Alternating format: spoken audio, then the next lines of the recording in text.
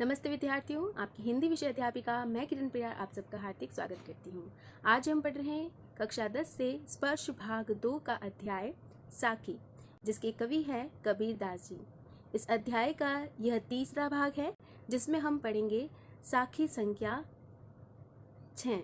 आप अपने इसे किताब से निकाल कर देख सकते हैं और साथ ही पेंसिल से विभिन्न शब्दों के अर्थ आप लिखें ताकि इसका भावार्थ करने में आपको आसानी हो सके। देखिए इसकी छठी साखी। निंदक नेड़ा राखिए, आंगणी कुटी बधाई, बिन साबन पानी बिना निर्मल करे सुभाई। निंदक शब्द का अर्थ है यानी जो आपका आलोचक है, जो मनुष्य का निंदक है, जो व्यक्ति का प्रसन्न चिन्ह न हो, यानी कि खुश चिंतक ना हो, शुभ चिंतक ना हो, जो हमेशा दूसरों की निंदा करता हो। नेड़ा, नेड़ा का अर्थ है समीप रखना, उसको करीब रखना, पास में रखना। राखिए यानी रखिए, निंदक नेड़ा रखिए यानी निंदक व्यक्ति को साथ में रखिए। आंगणी, आंगणी यानी आपका घर, आपका आंगन जहाँ आप रहते हो। कुटी, कुटी यानी कुटिया, उसके लिए भी एक स्थान बनाना, एक कुटिया बनाना जहाँ वो रह सके। बधाई, बंधाई का अर्थ है बनवा कर, यानी उस निंदक व्यक्ति के लिए भी जिसे आप अपने पास रखोगे, हो सके तो उसके लिए भी कुटिया बनवा कर रखो ताकि वो समीप आपके रहेगा। लेकिन ऐसा क्यों कहा है, देखे। बिन साबण पानी बिना, बिन यानी बिना, साबण यानी साबुन, पानी यानी पानी जल, बिना यानी उसके बगैर। यानी जिस प्रकार से उदाहरण दिया है कि साबुन से हम क्या करते हैं, हाथ धोते हैं, जिससे हाथ में लगी गंदगी या मैल वो साफ हो जाता है, वो धुल जाता है और हमारे हाथ स्वच्छ हो जाते हैं। वैसे ही ये निंदक व्यक्ति जो होते हैं वो साबुन की तरह कार्य करते हैं। जब हम उसको समीप रखते हैं तो ये हमारी निंदा करते हुए हमारे स्वभाव को शुद्ध कर देंगे, पवित्र कर देंगे। तो ये किसका कार्य करेंगे, साबुन की तरह कार्य करेंगे। निर्मल करे सुभाई, निर्मल यानी साफ करना, पवित्र करना, करे यानी करेगा, और सुभाई का अर्थ है कि आपका जो स्वभाव है, जो आपका चरित्र है, आपका मन है, उसको वो स्वच्छ कर डालेगा। यानी कबीरदास जी ने ये जो उदाहरण दिया है साबुन का, जिसको पानी के साथ धोने से हमारे मैल, हमारी गंदगी धुल जाती है, वैसे ही निंदक व्यक्ति को साथ में रखने से हमारा स्वभाव निखर उठता है, हमारा मन पवित्र हो जाता है। आइए देखते हैं इसकी व्याख्या से पहले प्रसंग कैसे करेंगे। जैसे कि मैंने आपको पहले के भाग में भी बताया कि प्रसंग में हम 3 बातों का ध्यान रखेंगे। सबसे पहले किताब का नाम, तो प्रस्तुत साखी हमारी पाठ्य पुस्तक स्पर्श भाग 2 से ली गई है।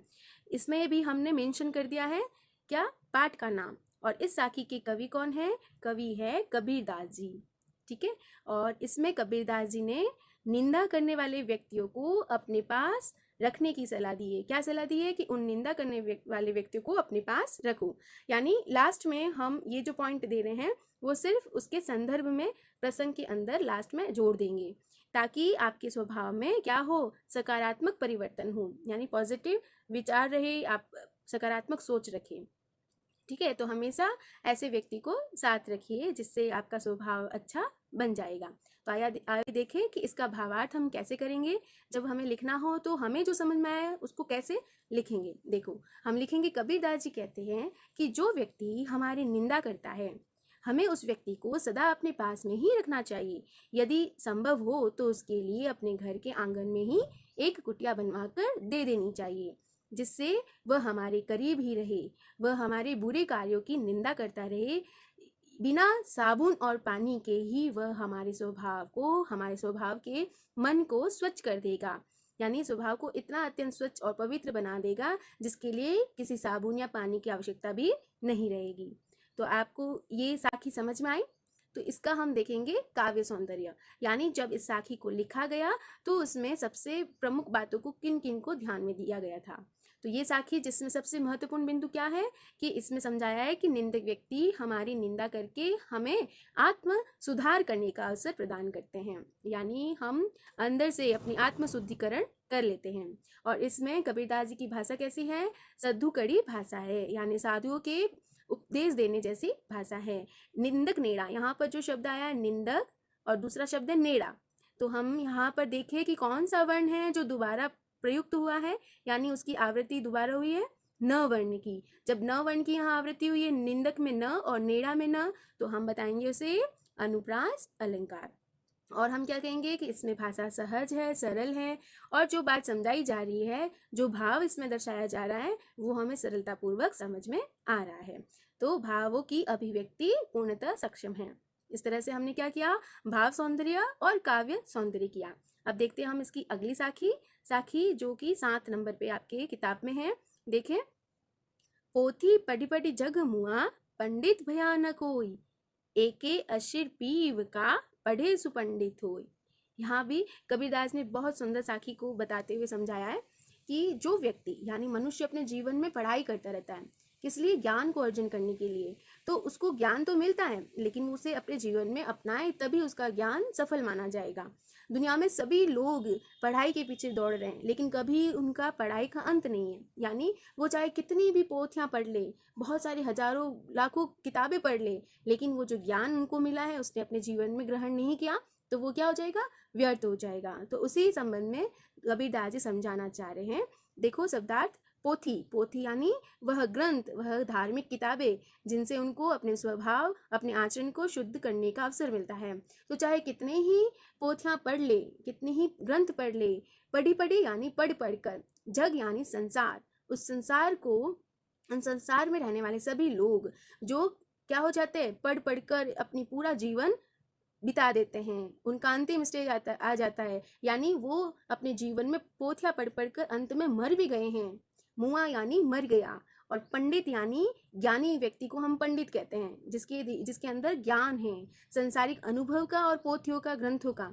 तो पंडित नहीं बन पाता है, वो वैसा ज्ञानवान नहीं बन पाता, चाहे उसने कितनी ही पोथियाँ पढ़ ली हो। भया यानी हुआ, न कोई यानी वो पंडित नहीं हो सकता, वो पंडित नहीं बन सकता। जिसने दुनिया में कितनी ही ग्रंथ पढ़ लिए, लेकिन वो पंडित नहीं बन सका। क्यों नहीं बन सका, आगे देखो, एके अशिर पीव का, एक यानी एक, अशिर का मतलब अक्षर या शब्द कह दो, पीव यानी परमात्मा, यानी मनुष्य की जो आत्मा है उसका जीवन तब सार्थक है जब वो अपने परमात्मा में लीन रहे, उनसे प्रेम करे, जो भी काम करे अपने ईश्वर के लिए करे। तो वही परमात्मा का, अपने प्रियतम का जो अक्षर है, उस एक अक्षर को अगर वो समझ जाता है, उस एक अक्षर का ज्ञान अगर उसे हो जाता है, तब वह पंडित बन सकता है। तो क्या कहा, पढ़े सुपंडित होय, उस एक अक्षर को जिसने समझ लिया वह पंडित बन जाएगा। सु यानी वह। तो हमने शब्द के अर्थ के साथ इसको समझने का प्रयास किया। अब देखते हैं इसका प्रसंग यानी प्रस्तुत साखी हमारी हिंदी पाठ्यपुस्तक स्पर्श भाग 2 से ली गई है। इस साखी के कवि कबीरदास जी हैं, और संदर्भ में हम क्या लिखेंगे कि इसमें कबीरदास जी पुस्तक ज्ञान को महत्व न देकर ईश्वर के प्रेम को महत्व दिया है। यानी जिस व्यक्ति ने ईश्वर के यानी परमात्मा के प्रेम को समझ लिया है वही सच्चा ज्ञानी है। तो इसकी भावार्थ के रूप में हम समझते हैं, कबीरदास जी कहते हैं कि इस संसार में जो भी लोग हैं वो धार्मिक पुस्तकें पढ़ कर मर भी गए हैं, लेकिन कोई भी उनमें से ज्ञानी नहीं बन सका। इसके विपरीत जो मनुष्य अपने प्रियतम यानी परमात्मा या कहो ब्रह्म के प्रेम से संबंधित एक भी अक्षर को पढ़ लिया है, या उस ब्रह्म के प्रेम को जिसने जान लिया है, वह सच्चा ज्ञानी अर्थात पंडित हो जाता है। भाव यह है कि जिसने परमात्मा को जान लिया वही सच्चा ज्ञानी हो जाता है। ये था भाव सौंदर्य, यानी इस साखी में क्या समझाया है। अब हम देख रहे हैं काव्य सौंदर्य। काव्य सौंदर्य यानी जब इसको बनाया तो उसमें कौन सी बातें ध्यान में रखी गई थी। तो इस साखी में सबसे बड़ा संदेश क्या है कि परमात्मा को जानने वाले को सच्चा ज्ञानी बताया है, और इस पद में ज्ञानी लोग जो होते हैं उस ज्ञानी वर्ग पर उन्होंने व्यंग्य किया है, यानी उन्होंने ज्ञानी वर्ग के बारे में बताया है। पोथी पढ़ी, यहाँ सबसे प्रारंभ में लिखा है पोथी पवर्ण, पढ़ी में भी पवर्ण है, तो पवर्ण की आवृत्ति 3 बार हो गई है, इसीलिए यहाँ पर अनुप्रास अलंकार है।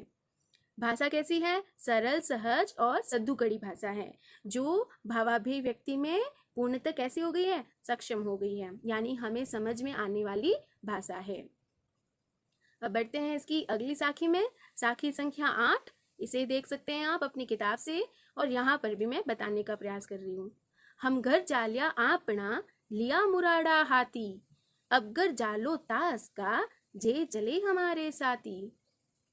यहाँ पर हम यानी मनुष्य वर्ग लोग, इंसान लोग, घर अपना घर जहाँ हम रहते हैं, जालिया यानी जलाया गया है, ठीक है। तो यहाँ कबीरदास जी कहते हैं कि हम यानी मैंने, जालिया यानी जला देना, आपना आपना यानी अपना।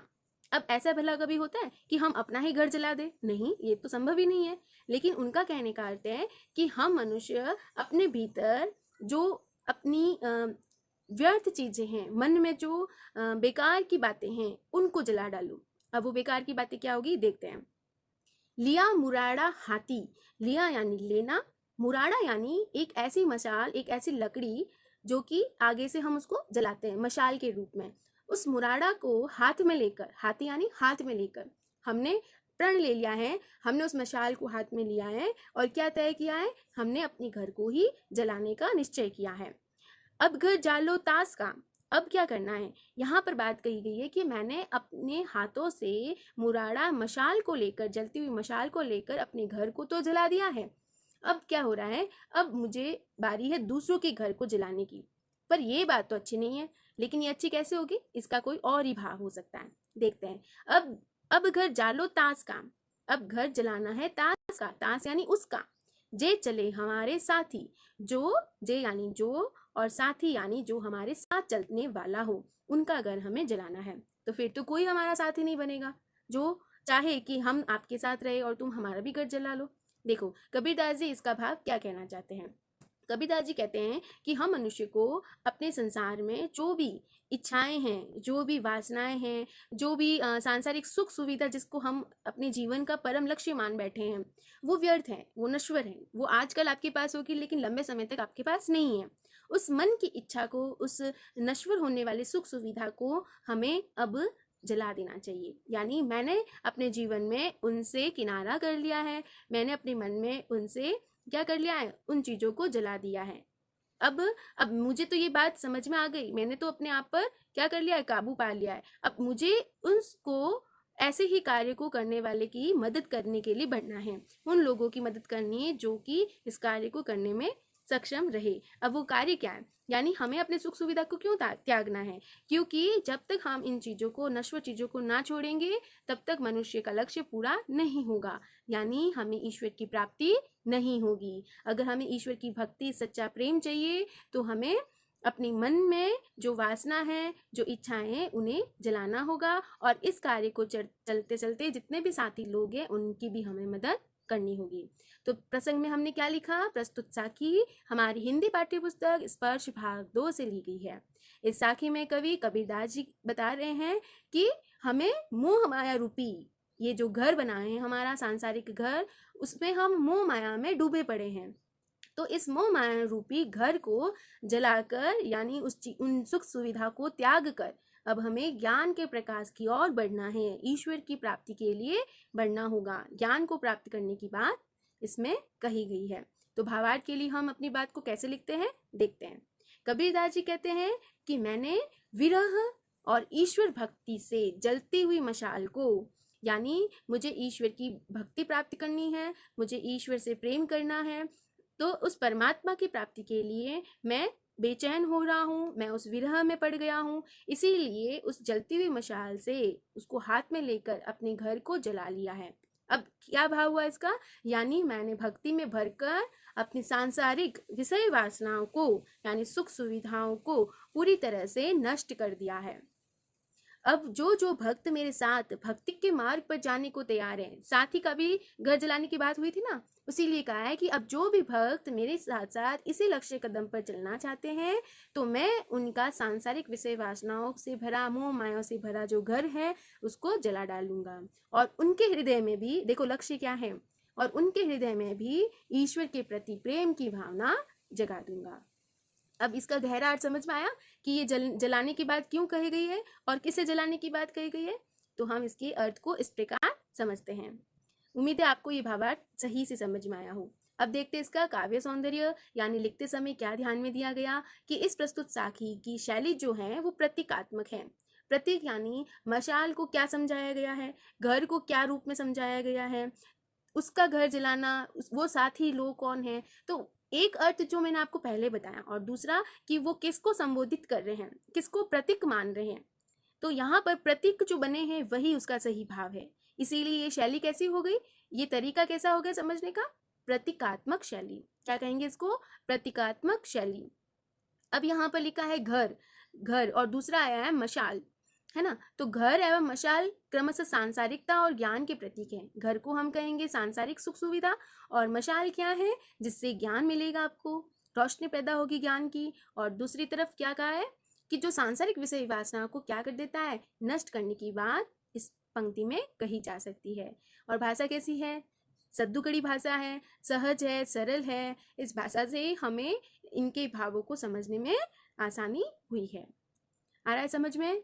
उम्मीद है आपको ये पाठ अच्छे से समझ में आया होगा। इसके हमने कुल 3 भाग बनाए हैं। आप इन्हें क्रमशः पढ़िएगा और अपनी किताब से सभी साखियों का सस्वर वाचन करके शब्दार्थ कीजिएगा। फिर मिलते हैं हम एक नए पाठ में। तब तक खुश रहे, स्वस्थ रहे, मस्त रहे। धन्यवाद।